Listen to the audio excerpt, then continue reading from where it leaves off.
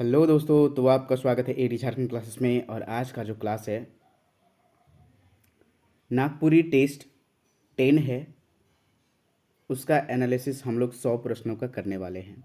और अभी तक आप लोगों ने डेमो प्लस 9 यानी कि डेमो प्लस 9 कहने का मतलब एक डेमो क्लास का प्लस 9 टेस्ट, ठीक है। अगर इसका एनालिसिस टेस्ट नहीं देखे हैं तो लिंक जो है नीचे दिया हुआ है डिस्क्रिप्शन में, आप टोटल वीडियो देख सकते हैं।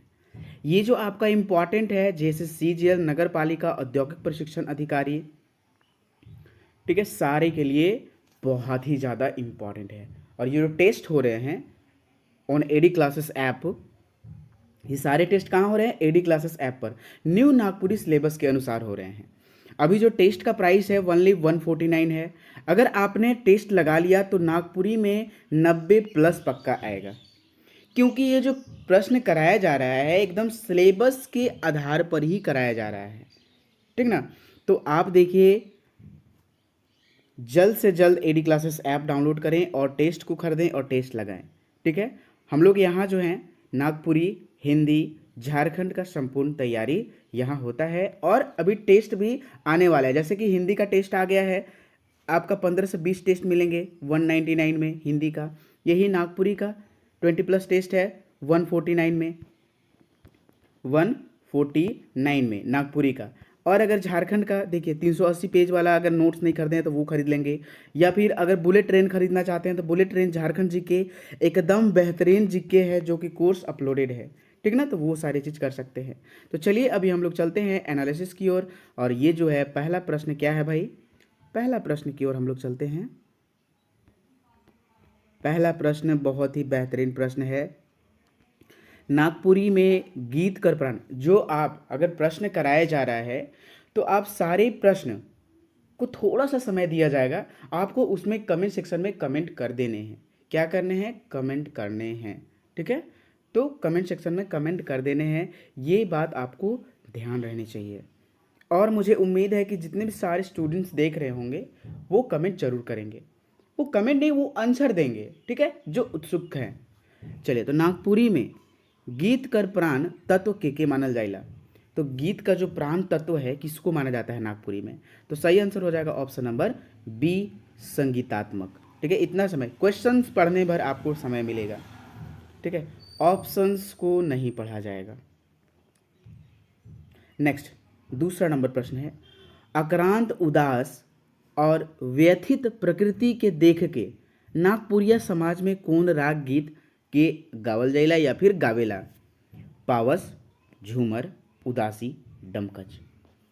सही आंसर क्या हो जाएगा? देखिए ऑप्शंस बोला जाएगा, देन आपको उसमें समय है, समझे। तो इसका जो सही आंसर हो जाएगा क्या हो जाएगा? Option number C. हम लोग ग्रस्त होकर उदासी, मतलब गर्मी से ग्रस्त होकर उदासी गीत का गायन करते हैं, ठीक है। चलिए तीसरा नंबर प्रश्न क्या कहता है भाई?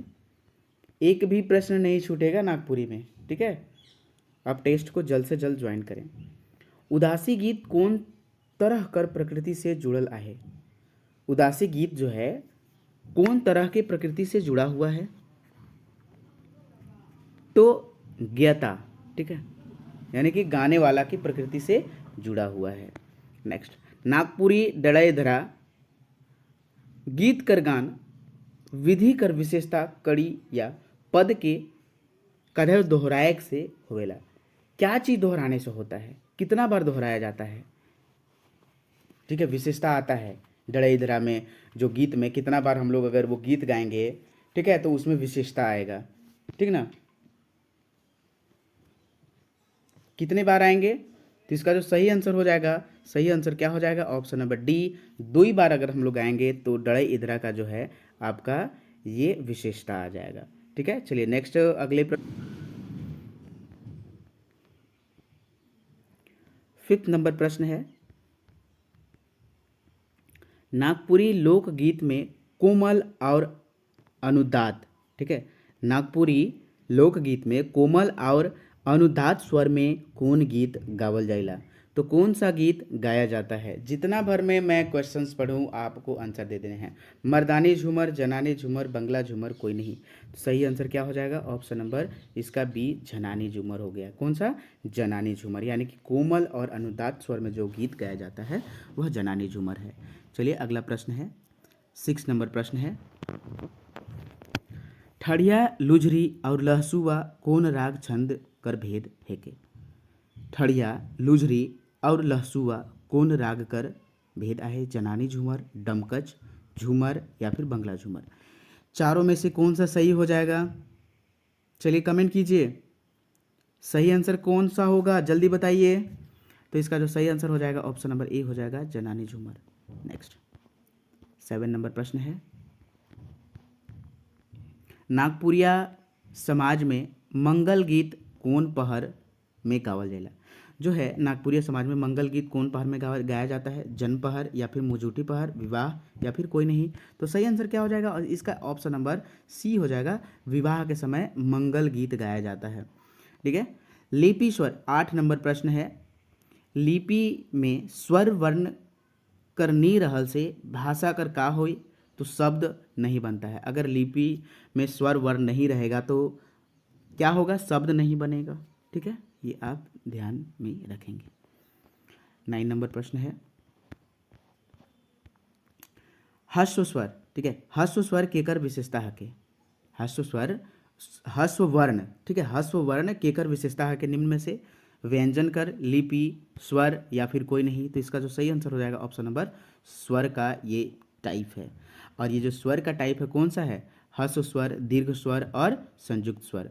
और ये जो स्वर होते हैं टोटल कितने होते हैं? 8 होते हैं। मैंने आप लोगों को ये डिटेल्स भी बताया है।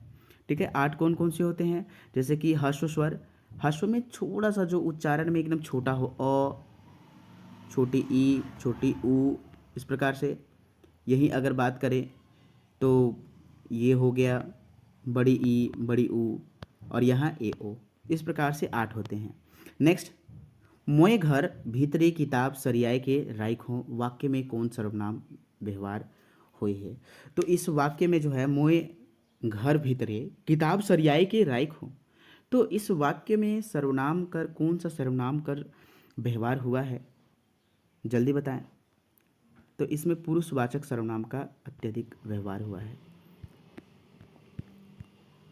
11 नंबर प्रश्न है, नागपुरी व्याकरण में पुरुषवाचक सर्वनाम कै ठो उपभेद होता है? जो पुरुषवाचक सर्वनाम होता है उसका कितना उपभेद होता है? 3, 4, 5, 7। कितना होता है? ऑप्शन नंबर सी 5 होता है। चलिए नेक्स्ट, हम कौन तरह कर सर्वनाम है के? हम जो है, हम, ठीक है, हम लिखा हुआ है, हम कौन तरह कर सर्वनाम है? अनिश्चयवाचक, निश्चयवाचक, पुरुषवाचक, संबंधवाचक। सही आंसर क्या हो जाएगा? ऑप्शन नंबर सी, पुरुषवाचक सर्वनाम जो है इसका सही आंसर हो जाएगा। चलिए अगले प्रश्न की ओर चलते हैं। भकुआ, हुरमुट, चंठ शब्द कौन तरह कर विशेषण है कई? परिणामवाचक, गुणवाचक, संख्यावाचक, कोई नहीं। यहाँ देखिए भकुआ, हुरमुट, चंट ये सब क्या बता रहा है? विशेषण, गुण बता रहा है किसी का। तो कौन सा हो जाएगा? गुणवाचक विशेषण हो जाएगा। चलिए अगला नंबर प्रश्न है, 14 नंबर प्रश्न। ई मोर बहिन है के वाक्य में ई कौन सर्वनामिक पद है? तो ये जो है क्या चीज़ है? मैं क्या बता दें, ई, ऊ, एदे, उदे, ये सब क्या चीज़ है? मैंने आपको बहुत सारे सार्वनामिक पद बताया था कि निश्चित सर्वनाम के जो है वो कौन कौन से होते हैं, सारे चीज़ बताए हैं मैंने। ईमन, उमन, ये सब मतलब कि डिनोट जहाँ करने का ऑप्शन आ गया वो आप सार्वनामिक रूप ही समझेंगे। तो यहाँ क्या हो जाएगा? ई, ऊ, ईमन, उमन, ये सब क्या है? आपका निश्चयवाचक सर्वनाम है। अगला प्रश्न है, सुनवैया कर बोध करवाएक वाला सर्वनाम कौन है? कि सुनवैया मतलब सुनने वाला। याद रखें, सुनवैया कहने का जो अर्थ है यहाँ क्वेश्चन नंबर 15 में, सुनवैया जो कहने का अर्थ है यानी कि सुनने वाला, ठीक है ना, सुनने वाला। सुनवैया कर बोध करवाएक वाला सर्वनाम कौन है? के तोय, मोय, रौरे, कौन नहीं। तोय यानी कि इसका ऑप्शन नंबर हो जाएगा तोय। तुम होता है ना, जो सामने का आदमी होता है वो सुनने वाला होता है, तो वही तुम यानी कि तोय, तुमको तोय बोलते हैं हम लोग। सर्वनाम कर व्यवहार से वाक्य में का प्रभाव पड़ेगा? कोई भी सर्वनाम का अगर हम लोग उसमें हम लोग व्यवहार में यूज करते हैं, उपयोग करते हैं, तो वाक्य में क्या प्रभाव पड़ता है? ऑप्शन नंबर ए है चमत्कार आता है, सुंदर आवेला, या फिर बिगड़ जाएला, या फिर बदलाव आवेला। तो इसका जो है सही आंसर क्या हो जाएगा? ऑप्शन नंबर बी, सुंदरता आता है। क्या आता है? सुंदरता आता है। चलिए नेक्स्ट प्रश्न है 17 नंबर प्रश्न। तोय परीक्षा लिख रहीस जून, तोय परीक्षा लिख रही जून, वाक्य में जून से कौन तरह कर शब्द रूप है के? जो जून है ना वो क्या चीज़ है? वाच्य है, क्रिया है, काल है, निपात है। क्या चीज़ है? निपात है। मैंने आप लोग को निपात पढ़ाया है, अव्यय आप लोगों ने पढ़ा होगा, ठीक ना? तो उसमें निपात भी मैंने पढ़ाया था, और निपात बहुत ही ज़्यादा इम्पॉर्टेंट है, ठीक है? निपात से बहुत सारे प्रश्न आते हैं। निपात का जो यूज होता है, निपात जनरली 14 से 15 वर्ड यूज होते हैं। वो आप 14 से 15 वर्ड मैंने बता दिया है, अवयव का व्याकरण का क्लास आप देख लेंगे, ठीक ना? तो वो चीज़ अगर देख लेते हैं तो आपका ये निपात क्लियर हो जाएगा। 18 नंबर प्रश्न क्या है? और वही 14 से 15 जो है, वही 14 से 15 में से एक जून का यहाँ उपयोग हुआ है, ठीक ना? चलिए नागपुरी लिखक में देवल में से कौन वर्ण कर व्यवहार नहीं होएला? यानी कि नागपुरी लिखने में निम्न में जो दिया गया है उसमें कौन वर्ण का प्रयोग नागपुरी में नहीं होता है? तलाबी श, ए, श्र, सौभे। तो सही आंसर क्या हो जाएगा? तो इसका जो है सही आंसर क्या हो जाएगा? सौभे हो जाएगा, ठीक है? Option number 4। अब बताइए भाई कि आप बताइए कि स्र को हम लोग नागपुरी में क्या लिखते हैं? जल्दी बताएं। तलाबी स को बताइएगा, ए को बताइएगा कि नागपुरी में हम लोग क्या यूज इसका करते हैं। आपको कमेंट सेक्शन में इस प्रकार से करना है, तलाबी स लिखकर यहाँ डैश देकर ये लिखना है, ए लिखकर कि इसके बदले क्या होता है, जैसे कि एनक लिखा हुआ है, एनक, तो इसको हम लोग नागपुरी में का लिखेंगे? जल्दी बताएंगे, ठीक ना? चलिए 19 नंबर प्रश्न है। 19 नंबर प्रश्न, फर शब्द कर विपरीतार्थक शब्द नागपुरी में का होगी? फर, ठीक है? फर, फर शब्द का जो है विपरीतार्थक शब्द क्या होगा नागपुरी में? पौधा, फल, फूल, फरहर। तो आंसर क्या हो जाएगा? सही आंसर हो जाएगा इसका फर का फूल। नेक्स्ट, विपरीतार्थक कहने का मतलब है उल्टा विलोम शब्द। दुल्हा दुल्हन 20 नंबर प्रश्न है। दुल्हा दुल्हन कौन तरह का समासिक शब्द है के? जो दुल्हा दुल्हन है किस प्रकार का समासिक पद है? बहुब्रीहि, कर्मधारय, द्वंद्व, अवयवी भाव। सही आंसर क्या हो जाएगा इसका? ऑप्शन नंबर सी, द्वंद्व समास हो जाएगा। जैसे कि दाल भात, ठीक ना, भाई बहन, माता पिता, दादा दादी, इस प्रकार से जितने आपको देखने को मिलेंगे जिसमें दोनों पद प्रधान होता है, ठीक है, तो वो क्या कहलाते हैं? वो जो आपको कहलाते हैं आपका द्वंद्व समास कहलाते हैं, ठीक है? चलिए नेक्स्ट प्रश्न है, व्यवहार कर आधार पर विराम चिन्ह कई तरह कर होवेला? व्यवहार के आधार पर विराम चिन्ह कितने प्रकार का होता है? जल्दी बताएं। विराम चिन्ह कितने प्रकार का होता है? ऑप्शन नंबर बी, 2 प्रकार के होता है। कितना? 2 प्रकार के होता है। चलिए 22 नंबर प्रश्न है, देवल में से कौन राग कर आधार पर नागपुरी छंद है के? मतलब कि निम्न में से कौन सा नागपुरी छंद है? जल्दी बताएं, ऐसा कहना है। ऑप्शन नंबर सी, डमकच में नागपुरी छंद बहुत आते हैं। और छंद क्या कहलाता है मैंने आपको बहुत विस्तृत ढंग से पढ़ाया है, वो आप क्लास में देख लेंगे।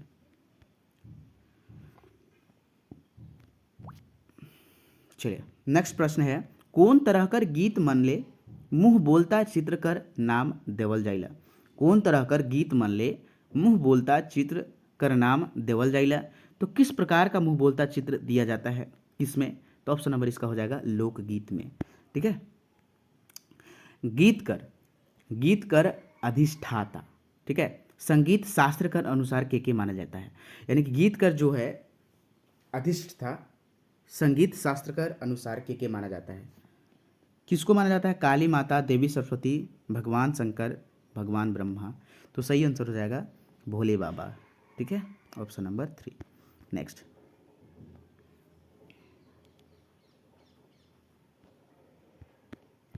अगला प्रश्न है 25 नंबर, देवल में से केकर संबंध, निम्न देवल में से केकर संबंध जो है संस्कार गीत से है?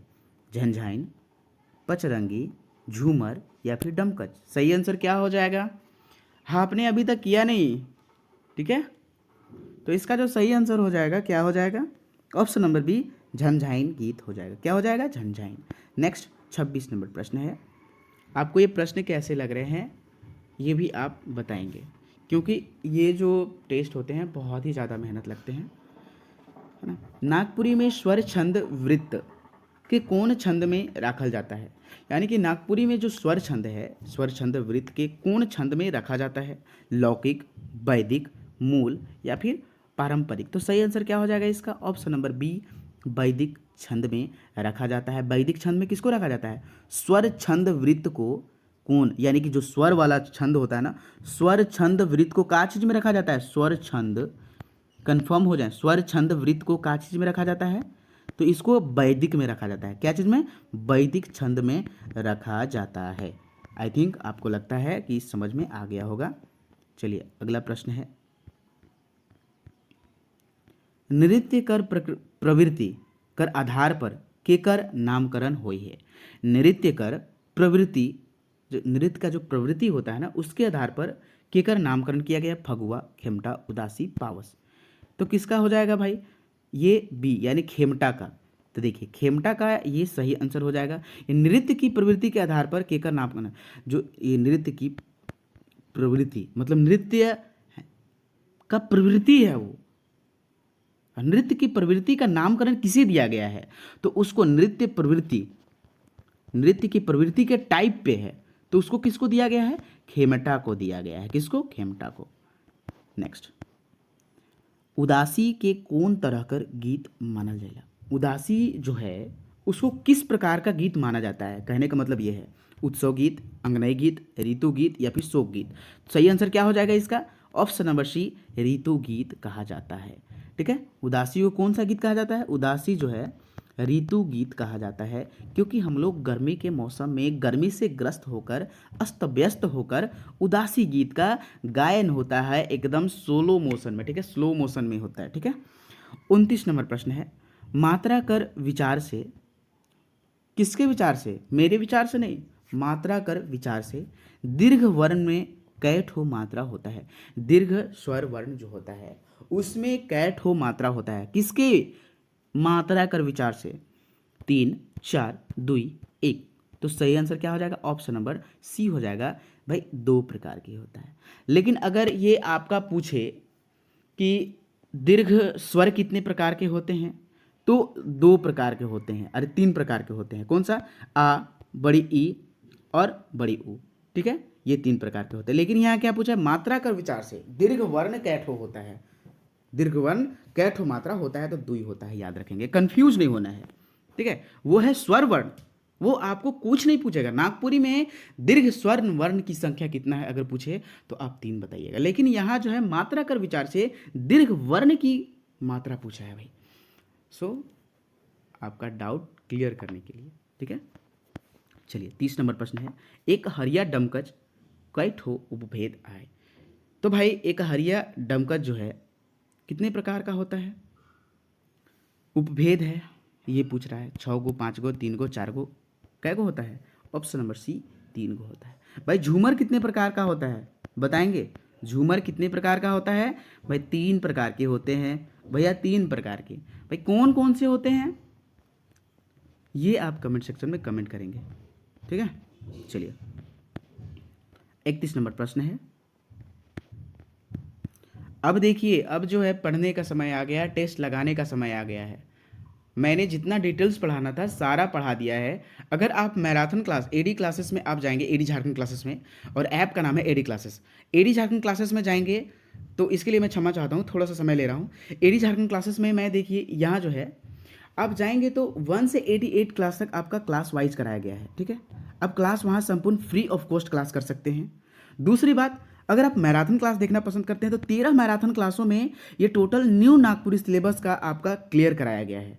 ठीक है, तो आप इसे ध्यान देंगे और टोटल क्लास कर लेंगे, क्योंकि आपको यहाँ जो टेस्ट चल रहा है ना, आपको यहाँ कमेंट में कमेंट करने ही पड़ेंगे कुछ ना कुछ। ठीक है, तो हो सके तो आप टोटली क्लास कीजिए। पीडीएफ के लिए कांटेक्ट कर सकते हैं 8863884281 पर। चलिए, थरिया पीट पीट के गाविक वाला गीत के कौन संस्कार से संबंधित है? गर्भधान संस्कार, जन्म संस्कार, मृत्यु संस्कार, शादी विवाह। तो किस में होता है? जन्म संस्कार में थाली पीटा जाता है। अब भाई जब बेटा जन्म लेता है तो कौन सा, कांसे का थाली पीटा जाता है या जल्दी बताएं क्या चीज़ का? चांदी का। ये आप कमेंट सेक्शन में ये कंफर्म करके मुझे बताएंगे। चलिए, 32 नंबर प्रश्न है, अक्षर लिपि का सबसे बड़ विशेषता का होला? अक्षर लिपि जो होता है सबसे बड़ विशेषता इसका क्या होता है, याद रखेंगे। यहाँ जो प्रश्न देखिए, प्रश्न आप पढ़ें एग्जाम में तो उस पर अवश्य ध्यान देंगे। अक्षर लिपि का सबसे बड़, तो यहाँ पूछ रहा है क्या विशेषता पूछ रहा है, किसका? अक्षर लिपि का सबसे ज़्यादा विशेषता। लेखनमाला, वर्णमाला, दोनों? कोई नहीं। लेखनमाला यानी वर्णमाला, ऑप्शन नंबर इसका हो जाएगा ऑप्शन नंबर 2, वर्णमाला आपका अच्छा होता है। चलिए, अगला प्रश्न है, परिणामवाचक, परिमाणवाचक विशेषण कर उदाहरण है? कौन सा उदाहरण है, जल्दी बताएं। ऑप्शन नंबर डी हो जाएगा सौभे। ठीक है, पहला, खंडी, काट, सभी ये होता है और ये सब नापने वाला मापन चीज़ है, इसलिए परिमाणवाचक विशेषण हो जाएगा। संबंधवाचक सर्वनाम कर सर्वनामिक रूप का है कि? संबंधवाचक जो संबंध जोड़ता है, याद रहे, ठीक है, संबंध जोड़ता है। मोए तोए ई तो नहीं होगा, अपने हैं तोहरे ई तो नहीं होगा, ई उ ई तो नहीं होगा, जैसे। ठीक है, ऑप्शन नंबर सी हो जाएगा 3।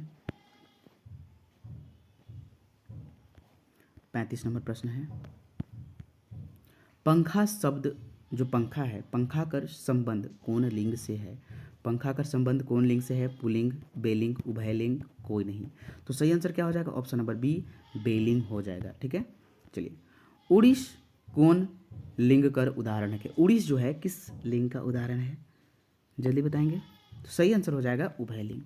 ठीक है, उभयलिंग किसे कहते हैं? जो दोनों में व्यवहार होते हैं। बेलिंग, निर्जीव जितनी भी वस्तुएं हैं उसको क्या कहते हैं? निर्जीव वस्तुएं क्या कहलाती हैं? बेलिंग कहलाती हैं। ठीक है, चलिए 37 नंबर प्रश्न देखते हैं हम लोग। एक जोड़ा शब्द कौन तरह कर वचन रूप है? एक जोड़ा, एक जोड़ा यानी कि दुई गो समान। ठीक है, एक जोड़ा यानी कि दो गो चीज़ होता है। जोड़ा का मतलब होता है कि भाई उसका जोड़ा, अगर एक साबुन है तो उसके साथ एक और साबुन, देन द जोड़ा। अगर एक टायर है एक टायर नहीं है तो एक एक जोड़ा मुझे टायर लगा दीजिए, गाड़ी में या साइकिल में कुछ भी हो। तो यहाँ जो है ये एक जोड़ा जो है शब्द कौन वचन में आता है? तो सही आंसर क्या हो जाएगा? ऑप्शन नंबर बी, बहुवचन। एक से ज़्यादा अगर हो जाता है तो बहुवचन में आ जाता है। ठीक है, 38 नंबर प्रश्न है, गंगा बार बार, भार भार, ठीक है, भार भार पानी बहुत है, मतलब कि भारी भारी पानी बह रहा है। वाक्य में गंगा कौन संज्ञा आहे? तो गंगा जो है क्या है? ये व्यक्तिवाचक है। ठीक है, ये क्या है? व्यक्तिवाचक संज्ञा है, क्योंकि एक का बोध हो रहा है। भाई गंगा है तो गंगा ही है। अगर नदी कह देता तो यही जायित हो जाता, नदी का जायित हो जाता। 39 नंबर प्रश्न है, 39 नंबर प्रश्न, निष्बद्ध कर उल्टा यानी कि विलोम शब्द कर व्यवहार होइला। निष्बद्ध का क्या होता है? हल्ला मटिया गुल या फिर कोई नहीं। तो सही आंसर हो जाएगा गुल, यानी कि हल्ला गुल्ला करना। ठीक है, हल्ला गुल्ला करना। और निष्बद्ध का होता है एकदम शांत, निर्जीव वस्तुएं। चलिए 40 नंबर प्रश्न है, जे शब्द वाक्य कर पद मन में उपवाक्य मन से जोड़ेला ओके का कहे ना? जे शब्द वाक्य कर पद के उपवाक्य मन से जोड़ता है उसे क्या कहते हैं? उसे कहते हैं हम लोग योजक। क्या कहते हैं? योजक। एकदम बी भी है, इंपॉर्टेंट है। ठीक है, उसको क्या कहते हैं? योजक कहते हैं। ठीक है ना, योजक कहते हैं। चलिए नेक्स्ट 41 नंबर प्रश्न है। 41 नंबर प्रश्न, जे शब्द मनक रूप, लिंग, वचन, कारक और काल कर अनुसार नी बदला उके का कहना? विकारी, विशेषण, अव्यय, कोई नहीं। तो सही आंसर हो जाएगा अवयव कहा जाता है। अव्यय जो है कितने प्रकार के होते हैं? ठीक है, तो अगर निपात को मिलाए, बहुत सारे लोग निपात को नहीं पढ़ाते हैं, तो भाई नागपुरी में ऐसे कोई 4 बोल देता है बिना निपात का। नगर निपात को अगर जोड़ेंगे तो 5 प्रकार के होते हैं। तो भाई इसे हम लोग याद रखेंगे 5 प्रकार के। ठीक है, क्योंकि हम लोग को निपात के साथ पढ़ना है।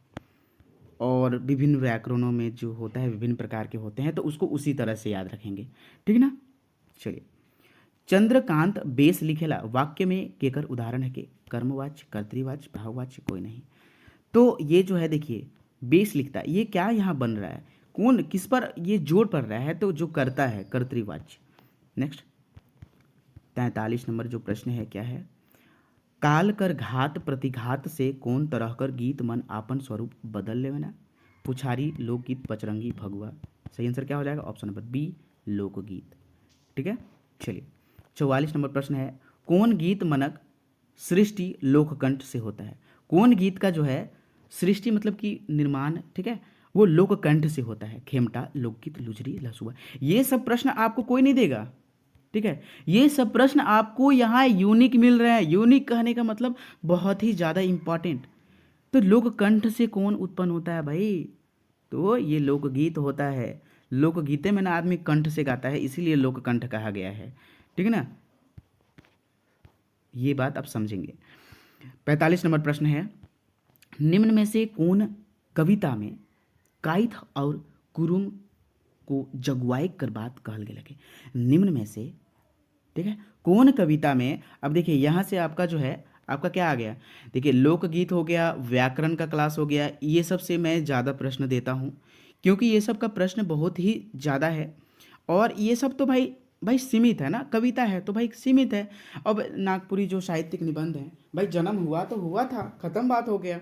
उनकी कुछ साहित्यिक रचनाएं हैं तो डिटेल्स मैंने पढ़ा दिया है, वो भी पढ़ लेंगे, टेस्ट भी लगा लेंगे, तो एक भी प्रश्न आपका छूटने वाला है नहीं।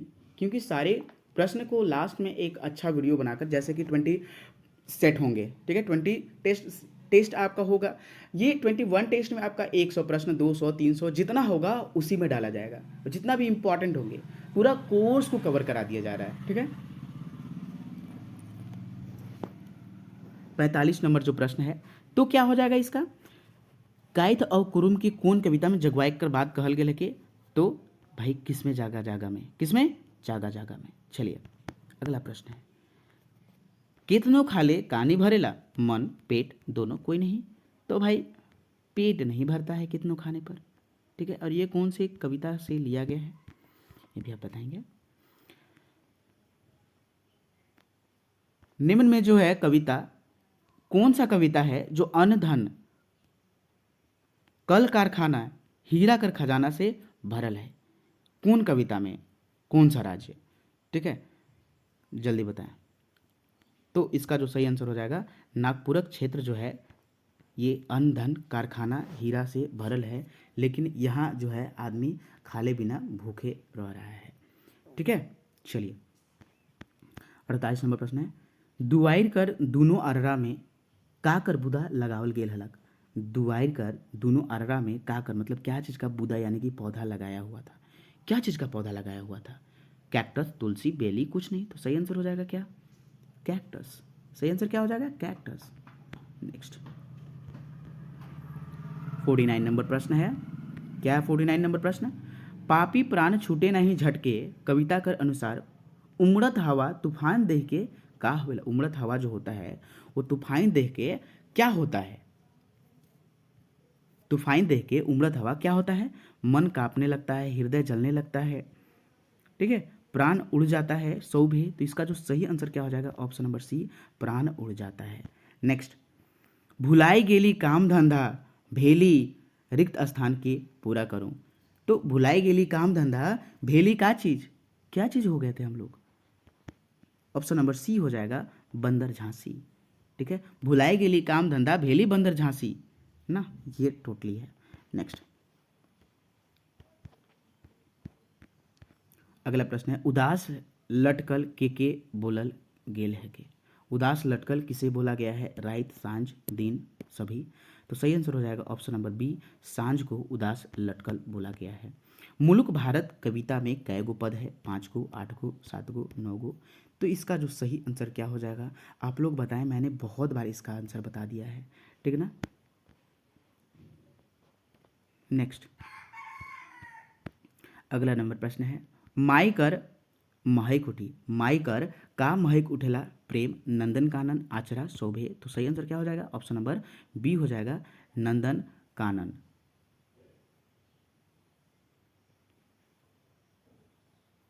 चलिए, माई का जो महक उठता है क्या चीज़, ये आचरा महक उठता है, यानी कि इसमें शोभे आंसर हो जाएगा, ठीक है।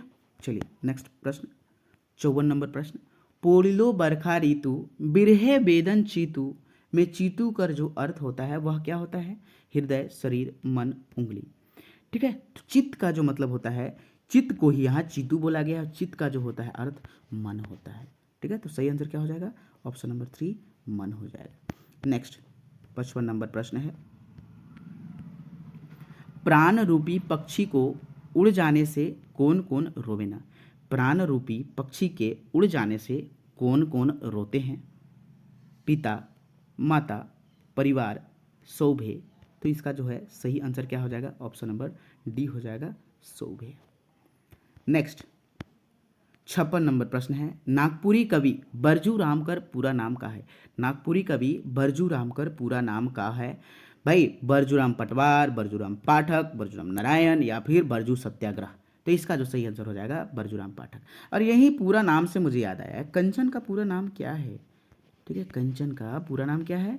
तो ये जो है चुन्नी राम दुबे है। क्या चीज़ है? चुन्नी राम दुबे। नेक्स्ट, नागपुरी का भारतेंदु किसे कहते हैं?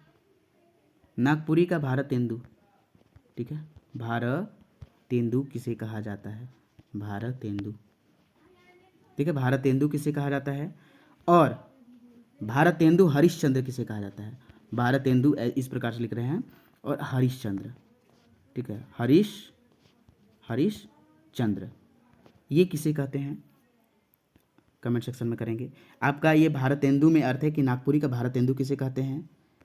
कवि रत्न शारदा प्रसाद शर्मा को, या फिर नहन जी को, या प्रफुल्ल कुमार राय को। ठीक है,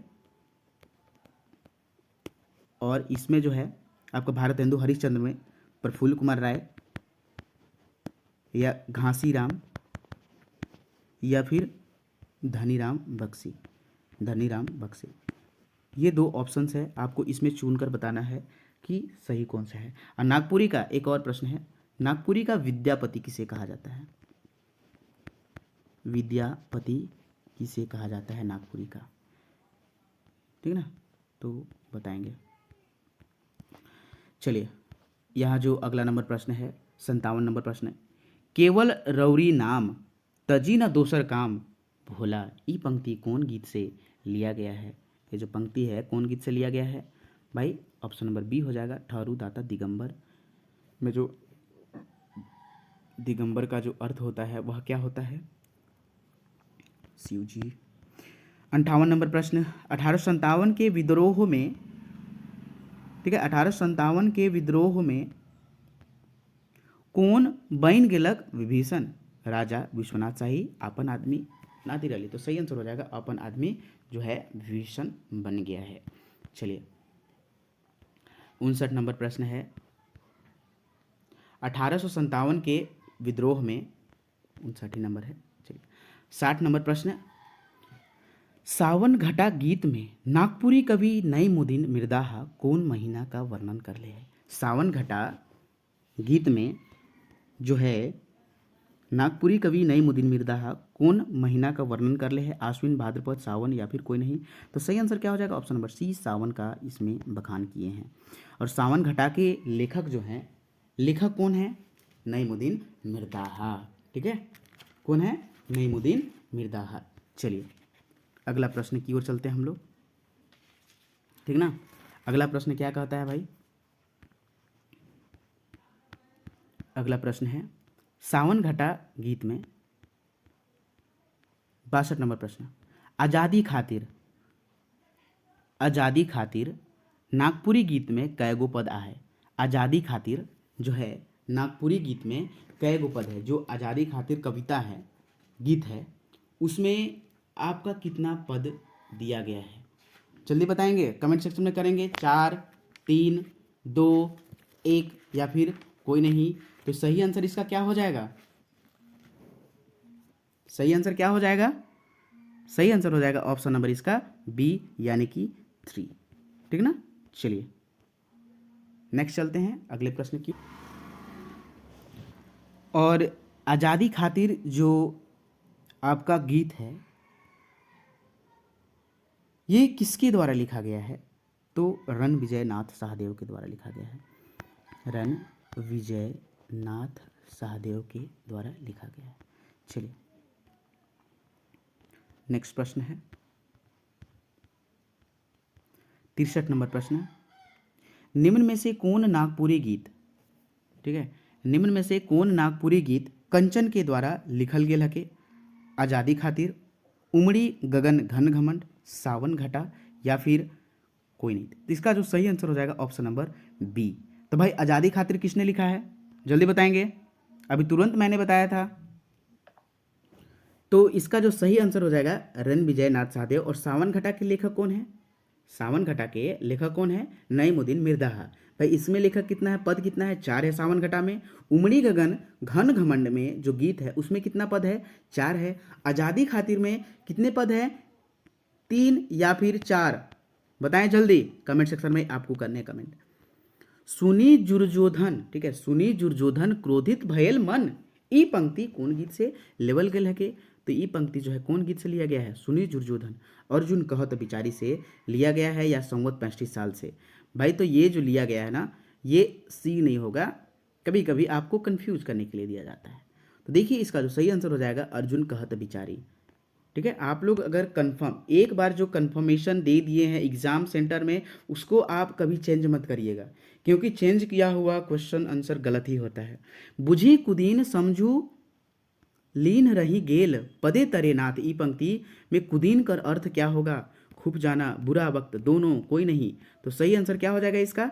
ऑप्शन नंबर सी, यानी कि दोनों हो जाएगा। नेक्स्ट चलिए 66 नंबर प्रश्न है, रणथु सिंह अपन भाटू, भाटू यानी कि जिज्जा जी के कहने पर केकर से शादी कर लं? लीला, सुशीला, केसर, कोई नहीं। तो किससे शादी किए थे? तो ये किससे? केसर से शादी किए थे। चलिए अगला प्रश्न है, भोला का रहे, भोला रहे, भोला क्या था? बोका, मंदबुद्धि, बुद्धिमान, कोई नहीं। सही आंसर क्या हो जाएगा? ऑप्शन नंबर बी, मंदबुद्धि था भोला। 68 नंबर प्रश्न है, सांझ कर जाड़ में कनकनी कर डरे, रणथु सिंह फेटा का तरी बांधलक। तो किस प्रकार बांधे थे? नेट हो टाइप या गुलबंद, या दोनों, कोई नहीं। तो सही आंसर हो जाएगा गुलबंद जैसा वह बांधे थे। 69 नंबर जो प्रश्न है, 69 नंबर प्रश्न क्या है, सोहराई अपन गोमकाइन कर लाश कौन समाज कर आदमी संगे गाइड रहे? जायद समाज, कुटुंब समाज, दोनों, कोई नहीं। तो ये हो जाएगा इसका सही आंसर ऑप्शन नंबर बी, कुटुंब समाज के साथ। नेक्स्ट, सोहराई साल भर, ठीक है, और ये कौन कहानी का पात्र है? सोहराई जो है आपका कौन कहानी का पात्र है? मैंने आपको एक बताया था, ठीक है, कि आप ये चीज़ आप ध्यान में रखेंगे कि आपने कौन से किसमें क्या पात्र हैं, ये आप एक नोट्स बनाएंगे, ठीक ना। और मुझे उम्मीद है कि आपने बनाया होगा, ठीक है। चलिए, और नहीं तो अगर आप चाहते हैं कि वीडियो आए तो मैं एक वीडियो बनाऊंगा, ठीक है, आप उसे अवश्य देखेंगे। सोहराई साइल भर के बाद केकर लाश निकालक? तो अपन गोमकाइन के, केकर? गोमकाइन के। चलिए 71 नंबर प्रश्न है, 71 नंबर प्रश्न क्या कहता है, कविराज का कूट के बनावत रहे? तो क्या कूट के बना रहे थे? दवाई बना रहे थे। चलिए नेक्स्ट 72 नंबर प्रश्न है, ईसा मसीह का जो जन्म हुआ है कहाँ हुए रहे? गोरख के गुहाल में, बेतलहम के गुहाल में, उली हाथों के गुहाल में। तो ये हो जाएगा ऑप्शन नंबर 2 सही आंसर। नेक्स्ट अगला प्रश्न है, क्रिसमस कर सांझ कथा में सबसे सुंदर का बनाई रहे? चरनी, डिशना, पकवान, क्या? तो ये चरनी यानी कि डिशना ईसा मसीह कर। 74 नंबर प्रश्न है, ईसा क्रिसमस कर सांझ शिष्ट कथा में आइज कर दिन कौन सा दिन रहे? 27 दिसंबर, 26 दिसंबर, 24 दिसंबर, 25 दिसंबर। तो इसका जो सही आंसर हो जाएगा ऑप्शन नंबर सी, यानी कि 24 दिसंबर हो जाएगा। चलिए नेक्स्ट 75 नंबर प्रश्न है, मंगरू कौन काम करत रहे? घोड़ चरवाहा रहे, भैंस चरवाहा, छगरी चरवाहा, कोई नहीं। तो ये हो जाएगा ऑप्शन नंबर 3। और ये जो मंगरू है कौन कहानी का पात्र है? कई आपको पात्र वाला एक मैं वीडियो बनाऊंगा, वो आप जैसे मैं बनाऊंगा वैसे ही आपको नोट्स बना लेने हैं, ठीक ना। 76 नंबर प्रश्न है, देवमन ओहदार मंगरू छगरी चरावे कर बदले का देवत रहे? कचिया, रुपया, पेट भताए, कोई नहीं। तो सही आंसर क्या हो जाएगा? पेट भताए, सिर्फ पेट भरने के लिए खाना दे रहा था, ठीक है। और जो होता है अपने मन से साल भर में कपड़ा लाता उसको बोलते हैं। 77 नंबर प्रश्न है, प्रफुल्ल कुमार राय मैट्रिक पास कौन ईस्वी में कर ले? जल्दी बताइए, आपका समय खत्म। मैट्रिक पास कौन से ईस्वी में किए थे? ऑप्शन नंबर सी हो जाएगा 1943 में। सातवां फेल कब किए थे? 1938 में, 1939 में। और इनके पिताजी का देहांत कब हुआ था ये भी बताएंगे। तो देहांत जो हुआ था 1940 में हुआ था, लेकिन ये सातवां में फेल हुए थे और कौन से सब्जेक्ट के कमी के कारण ये फेल हुए थे? हिंदी, अंग्रेजी, संस्कृत, कौन सा, ये भी बताएंगे। 68 नंबर जो 78 नंबर प्रश्न है, प्रफुल्ल कुमार राय इनकम्बर स्टेट कर ऑफिस में किरानी कर काम कौन जिला में शुरू कर लें? कौन जिला में शुरू किए थे? ऑप्शन नंबर डी हो जाएगा गुमला जिले में। नेक्स्ट 79 नंबर प्रश्न है, प्रफुल्ल कुमार राय आई कम कौन जिला से, प्रफुल्ल कुमार राय कर आई कम कौन जिला से हो रहे? कौन जिला से हुआ था आई कम? ऑप्शन नंबर सी रांची से हुआ था। नेक्स्ट 80 नंबर प्रश्न है, तपोवन कर बगीचा में कौन कौन कर फूल कर सुगंध बरसल आए? तपोवन का जो बगीचा है उसमें कौन कौन फूल का जो है सुगंध बरस रहा था? कुसुम, चंपा, केवड़ा, केतकी, चमेली, बेली, सभी। तो ऑप्शन नंबर हो जाएगा डी सभी। ठीक है, सभी। नेक्स्ट 81 नंबर जो प्रश्न है, 81 नंबर जो प्रश्न है, पानी पर सूरज किरण पड़ेला तो पानी का नियर चमकेला, सूरज चांद दोनों कोई नहीं, तो क्या किस प्रकार से चमकता है? तो जब पानी पर सूरज का किरण पड़ता है तो वो चांद लेके चमकता है। ठीक है, और ये कविता से ही लिया गया है। निम्न में से कौन रचना है जेकर में नागपुरी कवि शारदा प्रसाद शर्मा का पूरा रचना छपला है? पूरा रचना छपा हुआ है, जल्दी बताएंगे। सीठा मीठा, नवांजलि, जीना कहाँ, झुमटा राग में, मेघगीत, कौन सा है? तो नवांजलि में। यानी कि शारदा प्रसाद शर्मा, और इन्हीं को क्या कहा जाता है? कवि रत्न भी कहा जाता है। कवि रत्न कहाँ से मिला था इनको और कब मिला था? ये मैंने दोनों बताया, पिछले ही टेस्ट में मैंने बताया था।